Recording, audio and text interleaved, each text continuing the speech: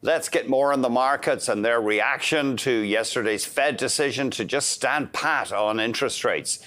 We're joined now by Jay Hatfield, founder, CEO, and portfolio manager at Infrastructure Capital Advisors. Jay, great to see you as ever. Give us your reaction to the Fed. Was there anything interesting yesterday in the Fed commentary? Good morning, Andrew. It's great to be back on. We were disappointed. We had thought that Powell would be more of a politician and try to placate the two Republicans on the Board of Governors and start to signal a September cut. But instead, he just stuck with his data dependent. So we viewed it as a hawkish pause and negative for interest rates and negative for the market. The only reason the market didn't really collapse is these tech earnings are pending, and most investors were optimistic, particularly about Facebook, but also Microsoft. You feel, though, that the Fed should be lowering borrowing costs now? The economy, the threat of economic weakness warrants that? Absolutely. The U.S. economy is a tale of two cities. So the old economy is under tremendous pressure. So that's housing and construction. And, 12 out of 13 post-World War II recessions were precipitated by a crack in housing. Now, housing's a little bit more resilient than it had been in prior cycles because of the great financial crisis. We really never even produced peak homes. We have a shortage. But nevertheless, it's slowing, investments slowing in those sectors. But obviously, from today's reports, tech is booming. And it's also important to focus on the fact that it's investment that creates cycles, not the consumer. The consumer consumes, like woodchucks chuck wood. So they're not, even though everybody obsesses about them, they have never precipitated a recession. That's interesting, but housing is often just the thing that breaks the camel's back, and we are seeing weakness in housing? Absolutely. So we have something somewhat tongue-in-cheek called the Hatfield rule. It's similar to the Psalm rule, but more effective, that when housing starts go below 1.1 million, you have a recession. And we're at 1.2 million, so we're dangerously close to that. And we would be in recession, mild recession, but for this insane and super strong tech boom going on in the U.S. You are reasonably optimistic on stocks. So we've got the S&P 500, almost 6,400 today. You have a target of 6,600. Is that a year-end target?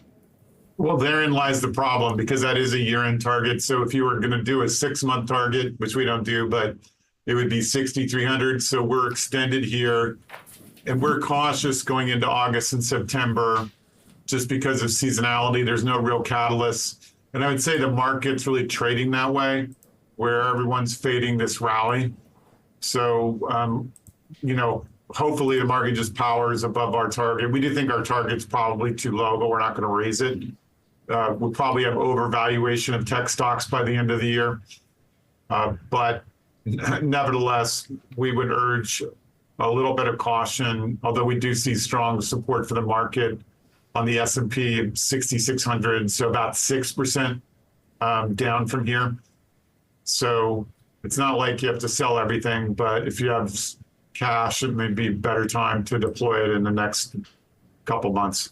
Sorry, what did you get? So your target on the S&P, you see it getting to 6,600. Did you say down from? Sorry, go ahead. I meant 6,000. The downside is 6,000. I think I misspoke. So just 350 downside points during this normal seasonal decline. So it's not like we think it's going to go to 5,000 again. So you could just hold on. If you're a retail investor, you should hold on. But more active investors, it's probably okay. And we're doing this in our funds and our hedge fund. Just raise a little cash. If the market powers above, forward, God bless it. But I think the card count isn't that attractive right now.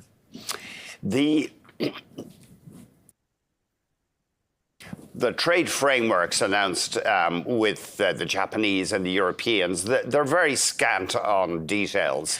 Are these things, is there a lot of political theatre here? Do you think these trade partners will end up paying these, or the importers, will they end up paying these actual big 15% tariffs, or will there be fudges and exceptions? We think they will pay them. The Trump administration is, as you, I guess, painfully know in Canada, a huge fan of tariffs. And we actually are as well, maybe not a huge fan, but we're mildly positive on tariffs because they do produce revenue. Nobody cares, but the budget deficit's coming down hard in the US. It was already forecast to come down a little bit by the CBO, but they don't include tariffs. So our budget deficit's likely to drop to around 4%. That's our forecast. And so the Trump administration loves that revenue. And we do hold the best hand, most cards, just because we are basically a closed economy. We have only 10% in imports, and we have tech for exports, which is hard to ban. So the Trump administration is, we think, appropriately using that superior power to extract this revenue and improve the budget deficit. Are the tariffs really enough to make an impact on the deficit? They are actually. So they're running about 350 billion is our estimate. And the CBO was forecasting 1.7. We're also forecasting a little bit more growth than they were and more corporate tax receipts. They had that declining. So our forecast is 1.3 trillion, which is sustainable because 4% of GDP and US nominal GDP normally grows around 5. So the percentage of US debt to GDP should gradually decline or at least be stable. So nobody wants to talk about this. Tariffs are extremely politically unpopular, not just with the left, but many elements of the right and many companies. So nobody wants to hear about anything positive about tariffs. Yeah, I suppose economic orthodoxy says tariffs are a bad thing, the theory of comparative advantage, et cetera. True, although it's not like 15% is more, a little bit more like a sales tax. We're just kind of collecting a toll. So it's not necessarily, it's not going to halt imports by any means. To be fair, the Chinese tariffs that were in place for a while of over 100%, that was highly disruptive and, as you're implying, super negative for, efficiencies in the global economy. But we think these 15 to 20% tariffs are, reasonable, more like sales taxes, and fair because our products get taxed at least at that level when the U.S. exports. Not that important to our economy, but it is. We do have situations where, like our automobiles just don't get sold in China and other markets. So there's some advantage to there, and also we're extracting. Whether this part I would agree with your implied view is that it's not clear all this investment's really going to happen, but at least there's talk of a lot more investment in the U.S. Yeah, I mean, we're hearing, for example, that America would buy, is it $250 billion worth of U.S. energy? Or sorry, that Europe would buy $250 billion worth of U.S. energy. I've heard a lot of criticism of that figure as being exaggerated. That one I actually have more confidence in because not just the U.S., but Canada as well.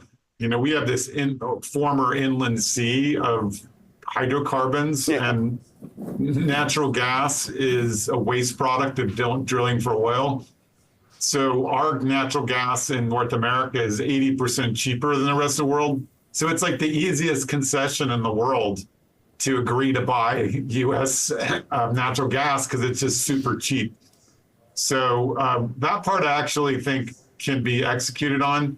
I think the harder part, and we'll see whether it happens, is whether all this investment is really going to come into the U.S. It's hard to keep track of. Yeah. So we're more skeptical about that. Selling natural gas overseas is like selling water in the desert.